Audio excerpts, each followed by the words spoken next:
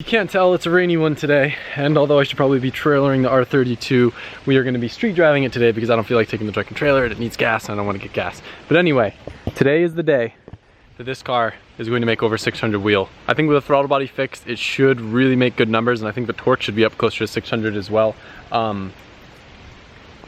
This car kind of sucks driving in the rain though, because I don't have defrosters or anything, but it should be a good time, make for an interesting video. This time, I'm gonna be smart, and I'm gonna remember that I have trash bags on the valve cover, and I'm not gonna turn the engine on and suck them into the fan and get them all tangled in the pulley to where I have to pull my belts off, because that would suck. In case you don't know, you do this when you have hood vents so you don't get water in your coil packs and stuff. All right, now get ready for the most cringy E85 cold start you've ever heard. This car always struggles to start when it's cold, but like in the cold weather, plus with the 85, it's quite a bit of a challenge, but we like challenges. All right, you can do this, battery.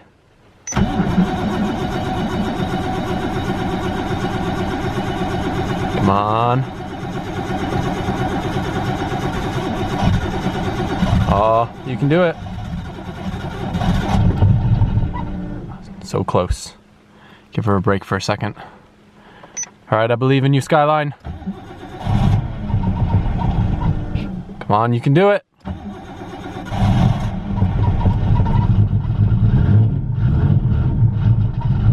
All right, we have life. Now we can begin the hour drive to Jimmy's shop with loose suspension stuff in the front end where my wheel shakes like crazy. In the rain, with red tints, with no window defoggers. If you guys are looking for some good music, by all means, check out Movements. Been my favorite band for the past probably month or so up here. Really stoked I found them. I definitely regret not hooking up my heater core because that'd be nice to have some defrosters. It's not that bad yet though.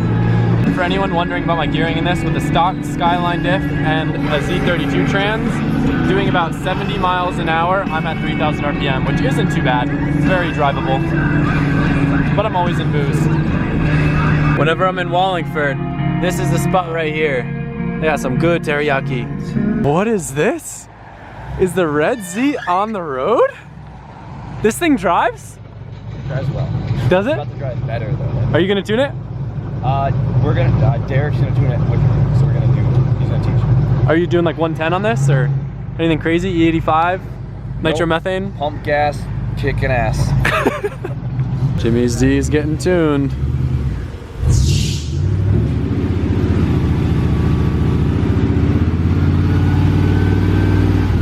So quiet. The lighting keeps screwing it up. It keeps darkening my clip.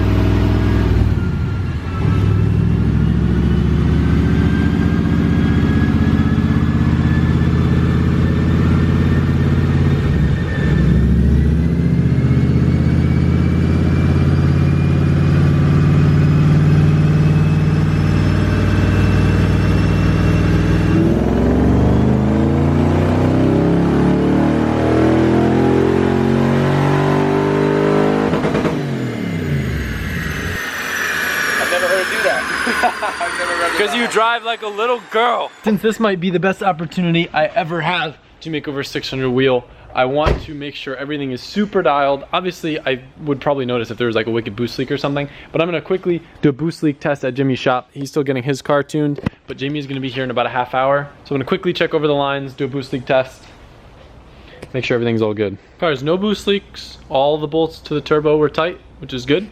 The only real issue I'd say it has right now is something that I can't really fix and doesn't really matter for the dyno. I can fix it, but I'm just gonna have to disassemble it to see what's going on. But what was kind of sketching me out of the track, if you guys remember me mentioning something about my throttle body, so it's kind of getting stuck. You're not gonna really be able to tell on camera, but when I ease off from full throttle, it's kind of like sticky. And I don't know why. I tried lubricating stuff on the outside, but I think I need to take it apart and figure out what's going on inside to properly fix it. But other than that, she looks like she's in good shape. My numbers that I'm shooting for, considering last time it made somewhere around like 590 wheel and 550 torque, I think with how much boost was leaking out of that throttle body, I think we're gonna see a torque number closer to 600, and I'm hoping to see a horsepower number closer to like 610, 615. I don't know what it's gonna make. It might be close to that, a little bit higher, a little bit lower. It shouldn't be lower. It's definitely gonna be higher. This thing should rip. I'm excited. If you haven't seen any of the videos building the engine or anything, I'll give you a very brief rundown on the setup. It's a fully built RB25. I can't remember whether it's 9-to-1 or 9.5-to-1 compression, but CP pistons, Brian Crowder rods, Tomei 256 pond cams, springs, retainers. So she revs high. It's not like crazy bored or stroked or anything. I think it's just half over. Well, I know it's half over. Where it gets interesting is the fact that this car is making this much power on such a small turbo. And that's why we're gonna have such a crazy torque number, because the thing spools so fast. It's a Garrett Gen 2 3071, and we're using a 6.3 AR, which is really tiny, and we should probably be moving up, but it enables us to get that really, really quick spool, which is really advantageous for drifting. Although we are at a point though where you're gonna see on the dyno and on any logs, if I pull them up, that the turbo is choking out, and it spools to about like 33 PSI by 3,500 RPM, which is absurd for an RB. They're normally pretty lazy. And then by 4,000, that's when it peaks at like 32 PSI, and then it tapers off to like mid-20s for the rest till redline. So we're definitely a little bit out of the efficiency range and we're choking it, but it runs great, it feels great, and I just want to basically see what numbers it's going to make on the dyno, and we'll have Jamie Marsh here, who's a very good tuner, kind of looking over everything to make sure it's all safe and tweaking any adjustments as need be. I'm excited though. I love this car. Maybe you can see if you can make it do some flames on diesel. That'd be fun. Also, if you can't tell, I'm pretty confident that it's going to make over 600 wheel, and that's why I've started using 600 wheel horsepower in my titles and thumbnails, because I'm that confident, and I knew that, you know, it might generate some sort of hate or anger towards me for misrepresenting numbers, but I will show you when this car is on the dyno that it makes over 600 wheel. Another reason why I'm confident is we made like 590 before when we were on like 60% E85. So when I actually put proper E85 in this and get it closer to like 70-75% without that throttle body leak, like we should be chilling. Not chilling, but like ripping. Also, if you're wondering why my idle's so high, when the car's really cold, it just like doesn't like to idle, so I just set it high. Helps a little bit on grid because it keeps the fan moving a little bit more, but more or less too, when I turn the AC on, the idle drops. And then like when I start from like a stop sign and have like load on the steering and stuff too, it wants to stall. So it sounds cool. I don't know. Love Jimmy's car. Ha! It's a pretty car. Loser! Light him up!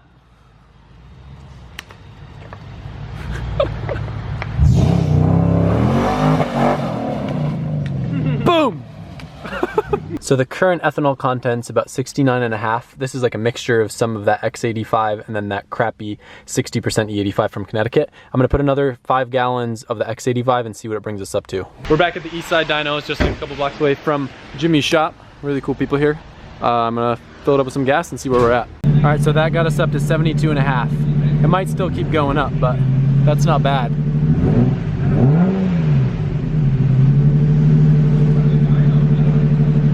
Can you just film me doing a baseline real quick? Yeah, but I'm gonna order pizza, and I need you to, tell me what you want. Could I just have a small barbecue chicken? We're just gonna get a barbecue chicken, all of us. That's fine. Okay. Thanks, Jimmy. What do you want me to do? Can you just film? I'm gonna do a baseline. Yeah. We're gonna order pizza. You want to talk to the camera? Hi, camera. Fourth gear, right? Does he have? Yep, 1-to-1, whatever. Yeah, fourth. Why not yeah. fifth? Hey!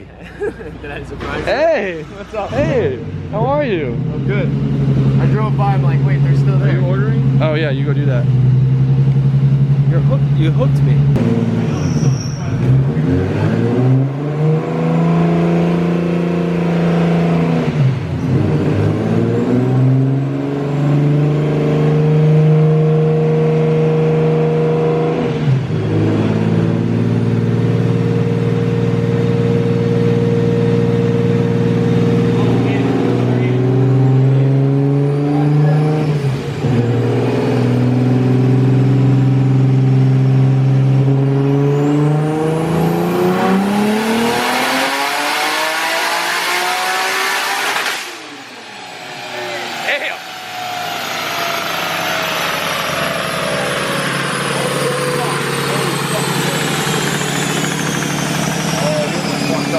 I didn't know. So here's a very good indication just of the difference that throttle body fix made. Look at how much sooner we hit our peak torque right here. Before we were hitting the peak torque right around 5 grand. Now we shifted that all the way down to 4.5. So about 500 RPM sooner. It definitely had some sort of weird hiccup going on here though that Jamie should be able to figure out, and I think that we should be able to hit 600 no problem. But this is crazy, the difference in spool down here. This whole entire gain, we have about an extra 50 horsepower from like 3,500 onwards, which is absurd.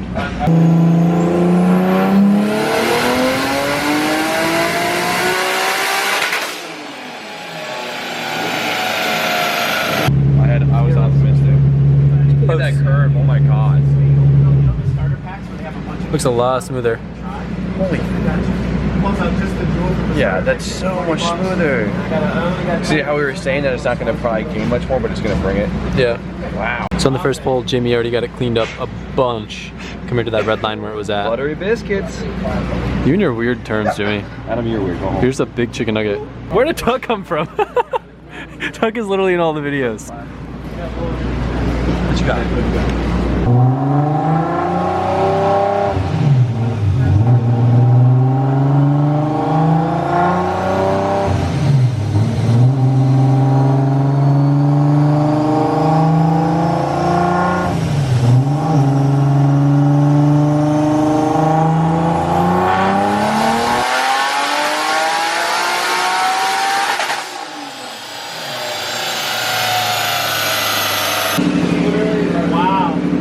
So Jamie has just been playing with the duty cycle a little bit, and he was able to get it to hold a bit better at the higher PM, to the point where it's actually gained about 30 horsepower right before red line.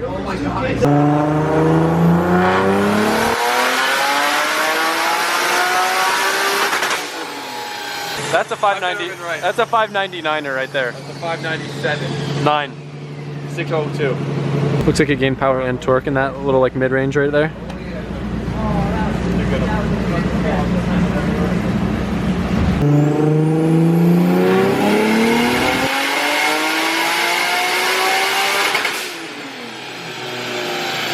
So close.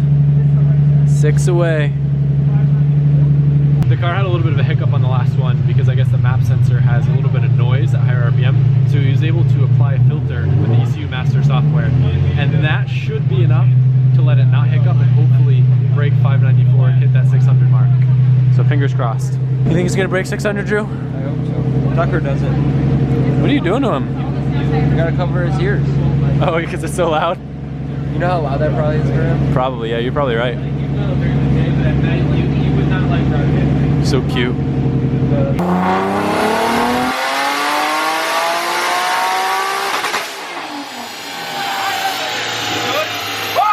I hope it's 599. It's gonna be 601. I hope it just I'll play with the smoothing if I have to. I'm gonna unsub from you. Shut up. Bid 6, we need some likes on this video. You tell him, Jimmy. 599. If it's 6, like it, but if it's not 6, unsubscribe. Oh. Sorry, man. It's okay. It just wasn't your day. Well, 593 is still insane with that AR.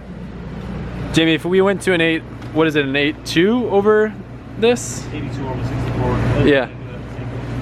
It would for sure be like mid 6s, but I'd rather have the spool, so. We're still gonna call it 600. I mean, or you could wait like 30 minutes to make a pull. Nah, it's not worth it. What'd you do, just turn down the smoothing? Yeah, so look, oh, wait, no. Right there you go. There you go. We made it. We can call it 600 horsepower now. Yo, we got nitrous. Kenny, let's hit the bottle. Yeah, wait. Come on. Kenny does conveniently happen to have all the race fuels you could need here. So we got nitrous. Yeah. Come on, Adam, we can make 6 real quick. Wait, we just hooked that up to the intake or something? Like, No, we just roll it in front and spread. Yeah. oh, that actually probably would work, wouldn't it? 600.